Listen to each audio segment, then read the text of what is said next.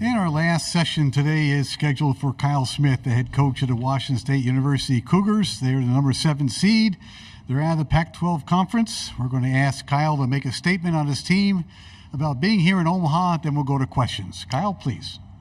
Really excited to be here. It's been a wonderful season. Being a 7 seed, not having to completely sweat it out on the bubble was nice, but got a really good group that have really propelled this program over the last 3 years, making consecutive NITs and then finally graduating to where we're playing the NCAA. So really excited. Start right in front.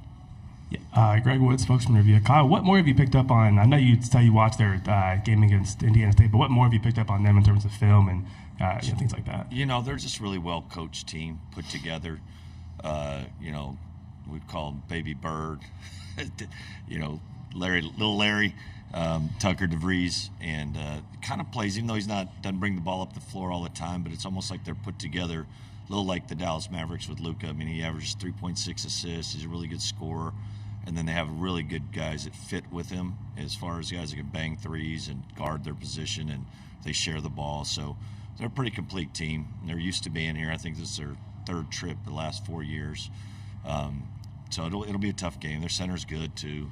Big body, a little bit like the last center we played, Lampkins from Colorado. So it's just there's not a lot of holes, and this time of year that's what you expect. There's going to be good teams, and we have a size advantage, but they're number 1 defensive rebounding team in the country as far as percentage they give up. So that just tells me they're really good habits, really well coached. Down here in the left-hand corner, Coach. Yes. Dave Bowling, Spokane. Doing a thing on Isaac, when you look at the path he has taken to the NCAAs, that is not the customary route that talented players take to get here. Does that develop, do you think, a sense of character and appreciation for it more? What do you see out of him based on that? He's an unbelievable story. He's grown a little bit, obviously, and he's just grown as a person. I haven't been around a guy that's more humble. I always say he's got one speed. He's the same every day. What you see is what you get. He's a pretty subdued guy, and I think that's probably why he's just not a guy that's going to pump out his chest much, and grew up in the junior college ranks. COVID probably had something to do with just how a lot of guys, Jalen Wells probably slipped through because of that. And he's a big relationship guy, and that's what brought him to Idaho, actually. They'd recruited him for 15 months, and he felt really comfortable. And we got in there late and weren't able to beat Idaho. That's reality. And it's just our fortune that we got him 1 year. Would have loved to have him 2. But he's just, he's a pretty simple guy. And what you see is what you get. His faith is really important to him. I think that keeps him grounded.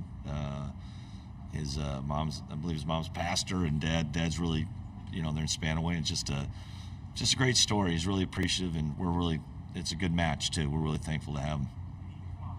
Yeah, you can. Yeah, it does. Jamie Vinnick, CougFan.com. Coach, there were some quotes going around on social media yesterday about you on, I think, sports radio in Seattle, talking about how you're working on a contract extension in Love Pullman and so on. Is there any more kind of context or color you can add to that about maybe what the future holds after the tournament does conclude? Not really. I'm just waiting to see what they're presenting and that stuff, and we'll figure it out. We got a good program. We need to be treated as such, and we'll let those things will handle themselves. Left-hand side, Kyle. Hi, Kyle. Eric Olson with the Associated Press. Kind of following up on that, obviously, your name has kind of bubbled up for some other jobs around the country. I guess when you're here at the NCAA tournament trying to focus on what you're doing here, how do you manage that when you have some outside noise where your name keeps coming up? You don't follow anything, to be honest. Everyone says they bury their head.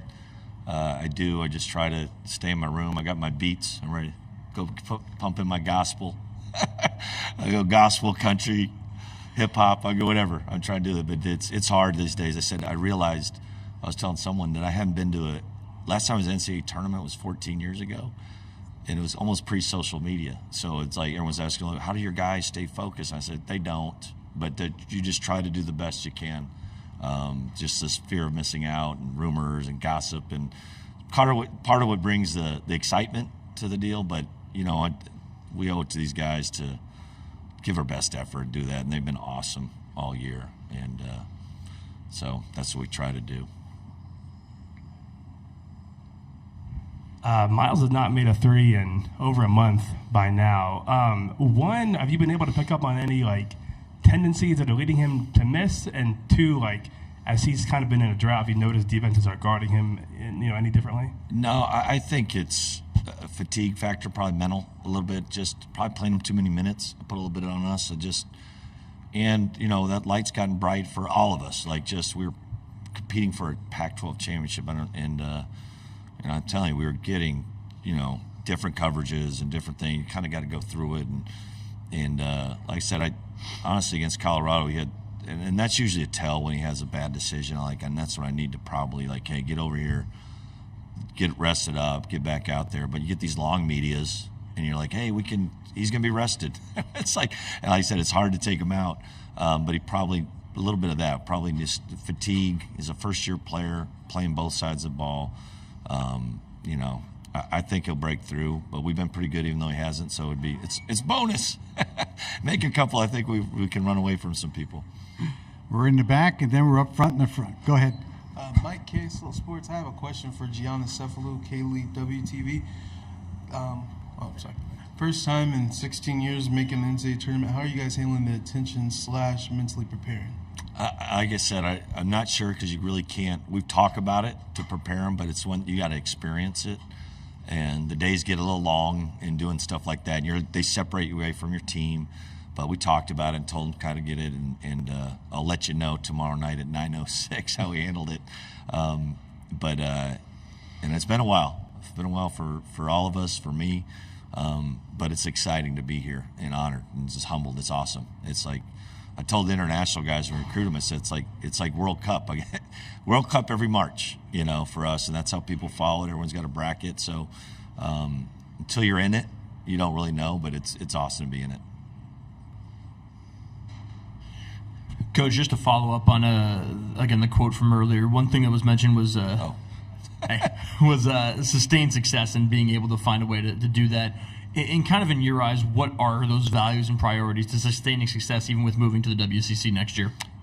Basketball, I've said, it's not like football that you have to be in a conference and finish at Final Four. They're expanding as well. There's 68 teams that make it every year in a program. It's I think we made a name for ourselves. 2 NITs, now an NCAA. When you can tell by the recruits are hanging in there. They want to hear what you have to say instead of begging them to come. So I think that part, it's the branding of our program being basketball. And then, like I said, it doesn't it's pretty neat. WCC has one of the most marketable teams in the country. We used to call them Duke West. And there's another one that I worked at that was pretty good. And of course, Santa Clara is coming on in a big way. San Fran's not bad either. So there's a bunch of them. But it's a basketball. I like the fact that it's a basketball. There's no football there, so it's very basketball-centric and pretty exciting moving forward that you can keep building on that. Yep, stay in the front row. Thank you. I'm curious about Andre Solder. What is his rehab, or not rehab, but just kind of getting that right? And when he's out there, does he look like himself to you, or how is that changing the way he plays at all? I felt like it. What did he tell you? I could hear.